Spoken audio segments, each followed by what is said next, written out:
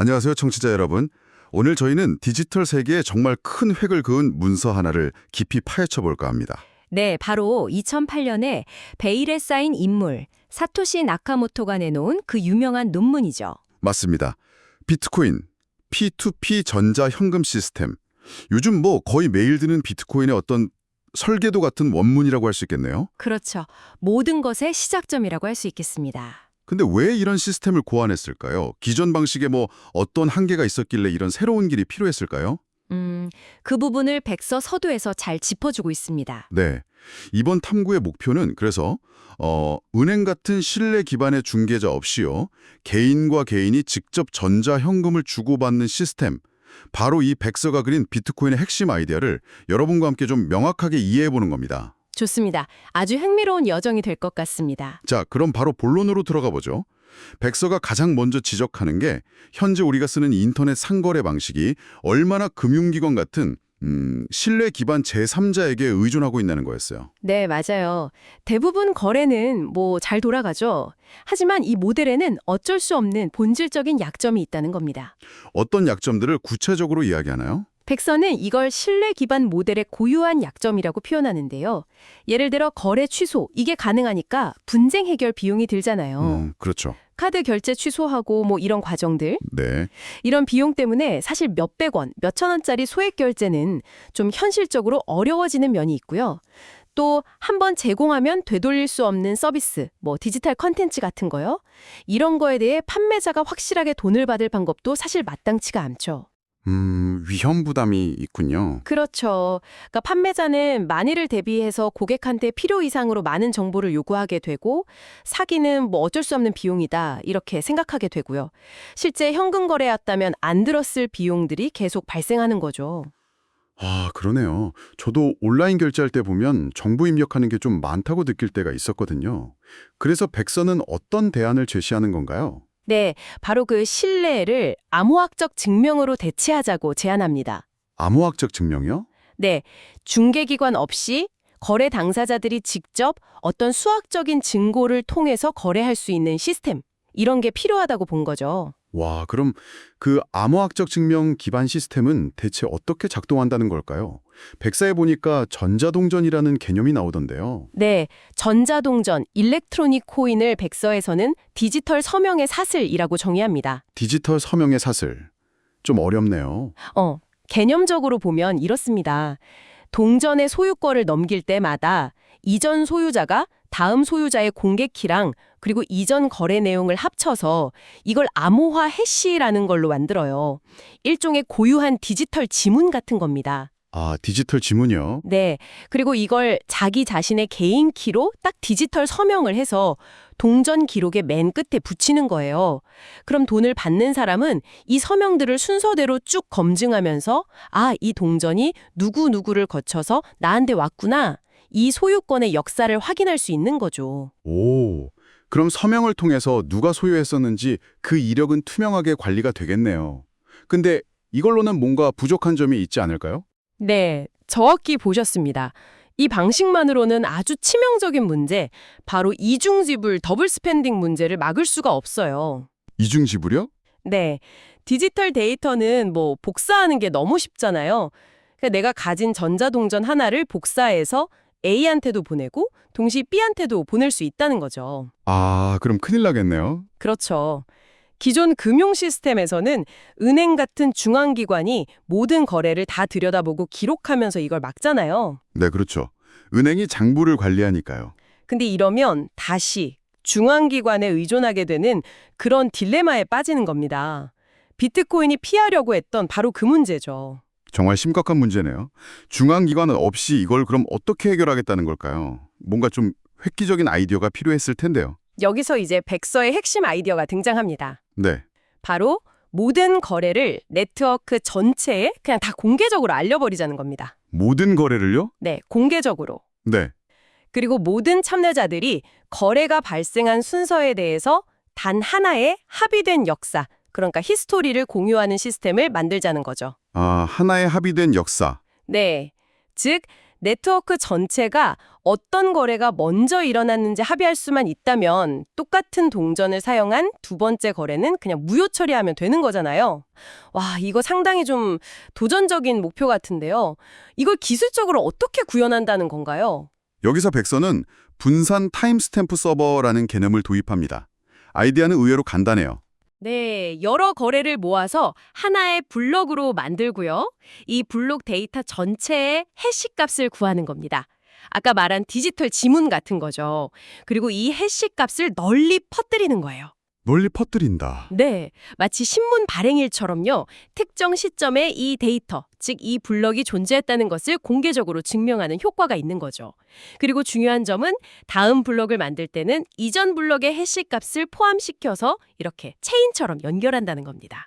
아, 블록들을 시간 순서대로 이렇게 엮는 거군요. 그럼 위변조가 어렵겠네요. 그렇죠. 시간이 지날수록 이전 블록들의 존재 증명이 점점 더 강력해지는 효과가 있습니다. 그런데 P2P 환경에서는 누가 이 타임스탬프를 찍고 관리하나요?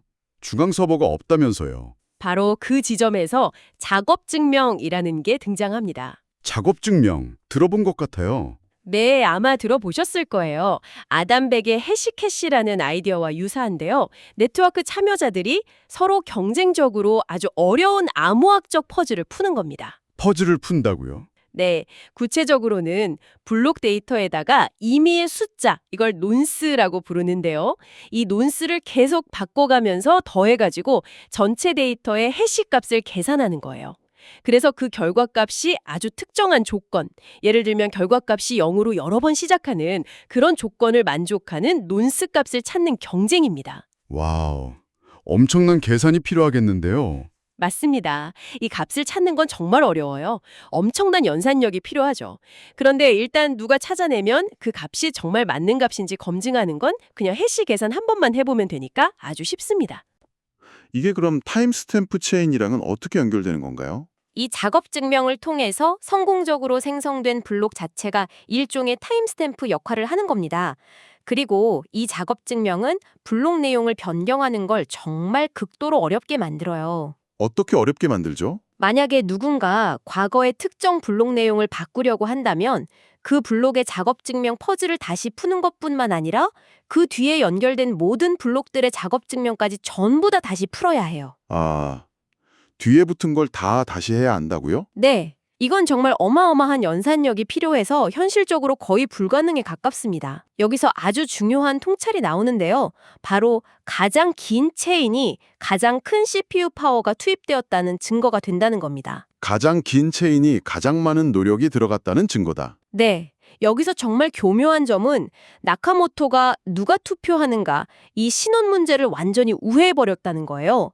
대신 검증 가능한 자원 소모, 즉 CPU 파워라는 물리적 현실에 합의 메커니즘을 묶어버린 거죠. 이건 당시로서는 굉장히 혁신적인 발상의 전환이었습니다. 신원 확인 대신 그냥 연산력으로 증명한다. 그렇죠.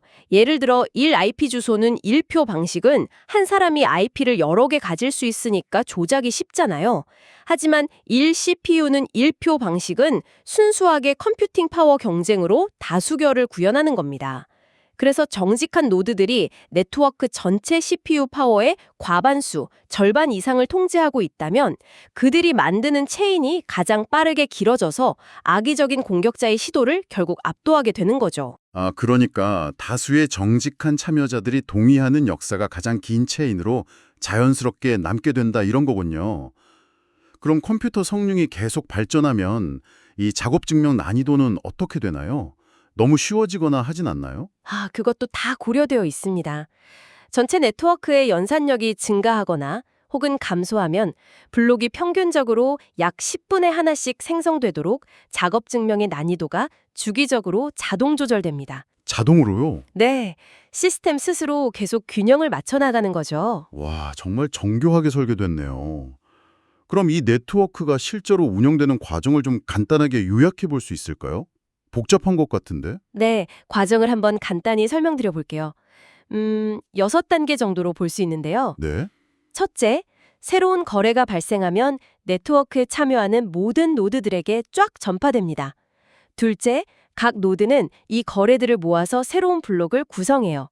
셋째, 각 노드는 자기가 만든 블록에 대한 어려운 작업 증명 퍼즐을 풀기 시작합니다. 막 경쟁하는 거죠. 네, 경쟁적으로. 넷째, 그러다 누군가 먼저 퍼즐을 풀면, 즉 논스를 찾으면 완성된 블럭을 다시 네트워크 전체에 전파합니다. 나 찾았다 하고 외치는 거죠. 하하, 네. 다섯째, 다른 노드들은 이 블록을 받아서 안에 거래들이 유효한지, 서명은 맞는지, 이중지불은 아닌지 이런 걸 다 검증하고요. 문제가 없으면 자신의 블록체인 사본에 추가합니다. 검증하고 추가하고. 마지막 여섯째, 노드들은 이 새로 추가된 블록의 해시 값을 이전 해시로 삼아서 다음 블록을 만들기 위한 작업 증명 경쟁을 또다시 시작하는 겁니다. 이렇게 블록 위에 계속 블록을 쌓아나가는 방식으로 블록 수락 의사를 표현하는 거죠. 그렇군요. 그런데 만약에 두 노드가 거의 동시에 블록을 찾아서 전파하면 어떻게 되나요? 체인이 이렇게 갈라지는 건 아닌가요? 아주 좋은 질문입니다. 실제로 그런 경우가 생길 수 있어요. 일시적으로 체인이 두 갈래로 나뉠 수 있습니다. 이걸 포크라고 부르는데요. 포크요? 네, 하지만 크게 걱정할 필요는 없습니다. 왜냐하면 노드들은 항상 가장 긴 체인을 진짜 역사로 인정하고 그 위에 작업을 계속 이어가거든요. 무조건 긴 쪽을 따라간다. 그렇죠. 그래서 곧이어 다음 블록이 발견되면 둘 중 하나의 체인이 다른 쪽보다 더 길어지게 되잖아요. 그러면 짧은 체인 위에서 작업하던 노드들은 자동으로 더 길어진 체인 쪽으로 옮겨갑니다. 결국 자연스럽게 다시 하나의 체인으로 수렴되는 거죠. 신기하네요. 그럼 정보 전달도 완벽해야 하나요? 아니요. 정보 전달은 최선 노력, 베스트 에퍼트 기반이라서 완벽할 필요는 없다고 해요. 그리고 노드가 잠시 네트워크를 떠났다가 컴퓨터를 껐다가 다시 참여해도 괜찮습니다. 그냥 다시 접속해서 가장 긴 작업 증명 체인을 다운로드 받아서 동기화하면 자기가 꺼져 있던 동안 무슨 일이 있었는지 알 수 있는 거죠. 유연하네요. 그런데요, 아까부터 궁금했는데 왜 노드들이 이렇게 자기 컴퓨터 자원이랑 전기를 써가면서 이런 복잡한 작업을 하는 거죠? 뭔가 보상이 있어야 할 것 같은데요. 바로 그게 핵심입니다. 인센티브 구조가 아주 중요해요. 인센티브요? 네, 백서에 따르면 각 블록의 첫 번째 거래는 아주 특별합니다. 블록 생성에 성공한 노드, 그러니까 그 어려운 퍼즐을 푼 노드, 이걸 채굴자라고 부르는데요. 이 채굴자에게 새로 발행된 비트코인을 보상으로 지급하는 거래입니다. 새 비트코인을 받는 거군요. 맞습니다. 이게 바로 노드들이 자발적으로 자신의 자원을 투입해서 네트워크를 유지하고 보호하도록 만드는 아주 강력한 동기부여가 되는 거죠. 그리고 중앙은행 없이도 코인을 세상에 처음으로 유통시키는 방법이기도 하고요. 그렇군요. 백서는 이걸 금 채굴자들이 자원을 소모해서 금을 유통시키는 것과 유사하다고 비유합니다. 금 대신 CPU 시간과 전기를 투입하는 거죠. 새로운 코인 발행 자체가 보상이군요. 그럼 언젠가 코인이 다 발행되고 나면 그땐 어떻게 되나요? 인센티브가 없어지는 거 아닌가요? 네, 그것도 고려되어 있습니다. 코인 발행 외에도 거래 수수료 역시 인센티브가 될 수 있어요. 거래 수수료요? 네, 사용자가 거래를 만들 때 입력값, 그러니까 보내는 돈의 총합보다 출력값, 받는 돈과 거스름돈의 합을 약간 적게 설정할 수 있어요. 그럼 그 차액이 발생하잖아요. 그 차액이 해당 거래를 블록에 포함시켜준 채굴자에게 수수료로 돌아가는 겁니다. 수수료를 자발적으로 낼 수도 있군요. 그렇죠. 그래서 백서는 나중에 정해진 총량의 코인이 모두 발행된 미래에는 이 거래 수수료가 주된 인센티브가 되어서 이론적으로는 인플레이션 없는 시스템 운영이 가능할 것으로 예측합니다. 인플레이션 없이도 돌아갈 수 있다. 네. 그리고 게임 이론적으로도 좀 흥미로운 점이 있는데요. 설령 어떤 탐욕스러운 공격자가 정직한 노드들보다 더 많은 CPU 파워를 가졌다고 해도요. 시스템을 망가뜨려서 자기가 가진 코인의 가치까지 떨어뜨리는 것보다는 그냥 규칙을 따르면서 더 많은 코인을 채굴하는 것이 더 이득일 수 있다는 그런 분석도 제시합니다. 자기 자산 가치를 지키기 위해서라도 규칙을 따르는 게 낫다. 재밌네요. 그런데 시간이 흐르면 이 블록체인 데이터가 엄청나게 커질 텐데요. 모든 거래 기록을 계속 다 저장해야 한다면 저장 공간 문제가 심각해지지 않을까요? 네, 그것도 당연히 예상되는 문제죠. 백서는 이 문제에 대한 해결책으로 멀크트리라는 아주 효율적인 방식을 제안합니다. 머클트리요? 그건 뭔가요?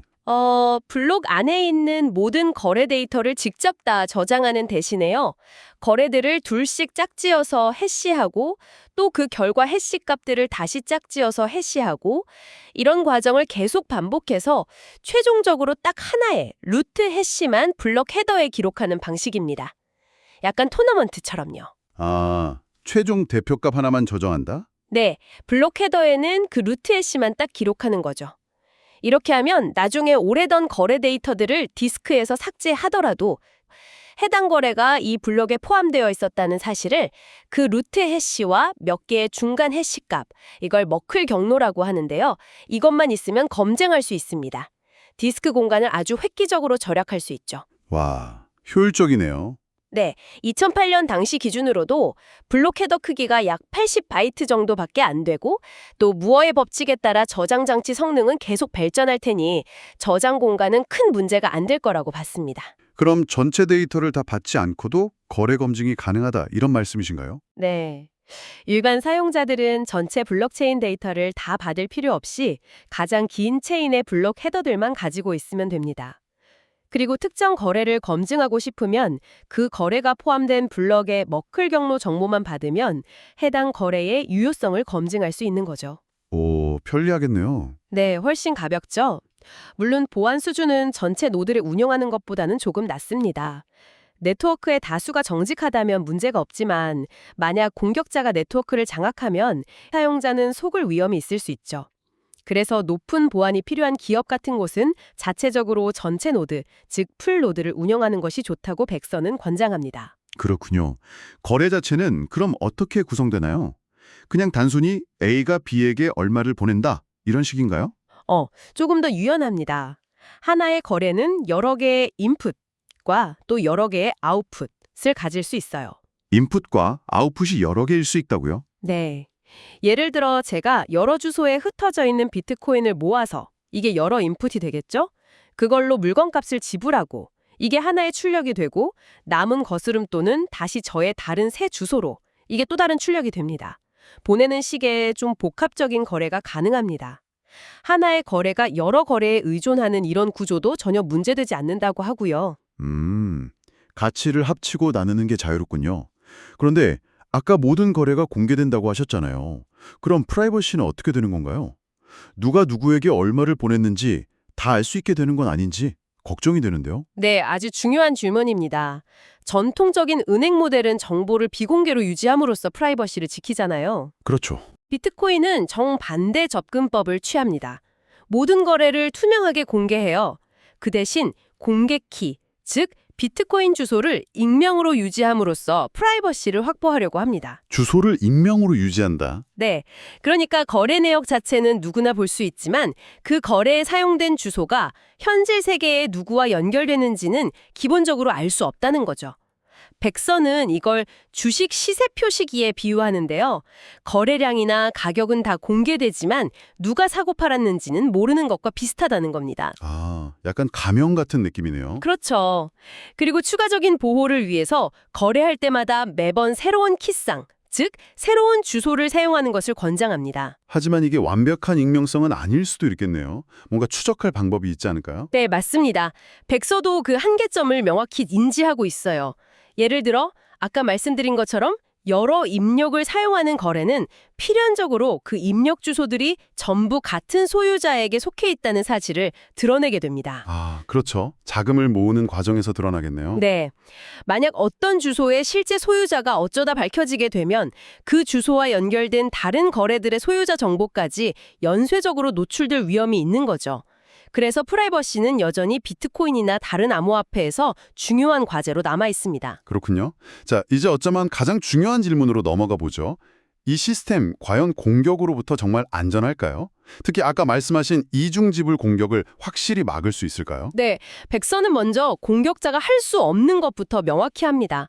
예를 들어 없는 돈을 갑자기 만들어내거나 나와 전혀 관련 없는 다른 사람의 돈을 직접 훔치는 것은 근본적으로 불가능합니다. 왜 불가능한 거죠? 유효하지 않은 거래나 규칙에 맞지 않는 블럭은 아예 받아주지를 않기 때문입니다. 그냥 거부해버리는 거죠. 아, 다수가 검증하니까 그렇죠. 그래서 공격자가 시도해 볼 수 있는 유일하게 현실적인 공격은 자기가 이미 보낸 돈을 다시 쓰려는 시도, 즉 이중 지불입니다. 예를 들어 제가 A에게 돈을 보내고 그 거래가 충분히 확인되기 전에 같은 돈을 제 자신에게 다시 보내는 그런 위조된 거래가 담긴 블럭을 몰래 만드는 거죠. 그런 공격은 그럼 어떻게 막을 수 있다는 건가요? 결국 이건 정직한 노드들이 만들고 있는 진짜 체인과 공격자가 몰래 만들고 있는 가짜 체인 간의 경쟁입니다. 누가 더 빨리 다음 블럭을 찾아내서 자기 체인을 더 길게 만드느냐의 싸움이죠. 체인 길이 경쟁이군요. 네, 백서는 이 경쟁을 통계학의 이항 랜덤 워크 또는 도박꾼의 파산 문제라는 모델과 비슷하게 분석합니다. 도박꾼의 파산 문제요? 네, 좀 복잡하게 들릴 수 있지만 간단히 말하면 이렇습니다. 정직한 노드들의 총 연산력을 P라고 하고 공격자의 연산력을 Q라고 할 때 만약 정직한 노드들의 힘이 더 세다면, 즉 P가 Q보다 크다면 공격자가 운 좋게 일시적으로 몇 블록 앞서 나갈 수는 있어도 결국에는 정직한 체인에게 따라잡힐 확률이 훨씬 높다는 겁니다. 확률적으로 막는다는 거네요. 100%는 아니고요. 네, 확률적입니다.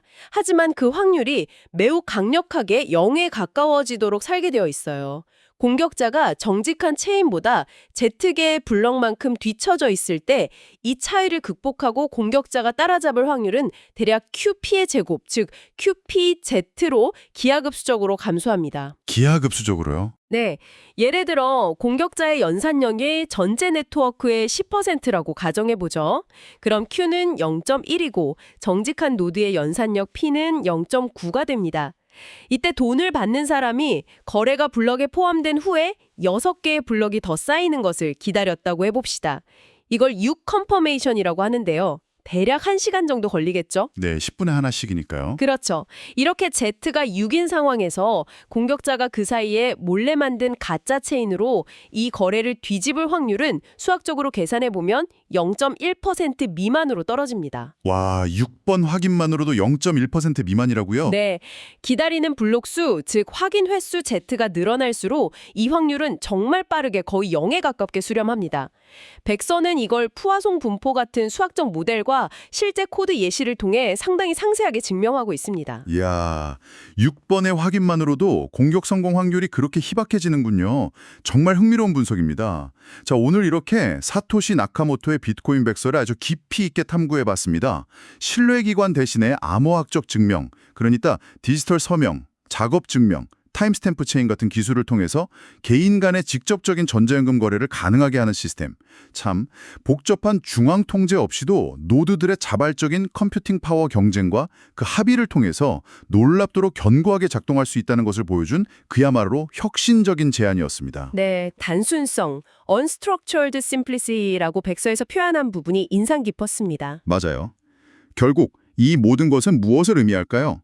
백서는 이런 기술적인 청사진을 제시했지만 이것이 가져올 파급 효과는 여전히 우리가 지금도 탐험하고 있는 그런 영역인 것 같습니다. 그렇죠. 마지막으로 추억취자 여러분께 질문 하나를 던지면서 마무리하고 싶은데요.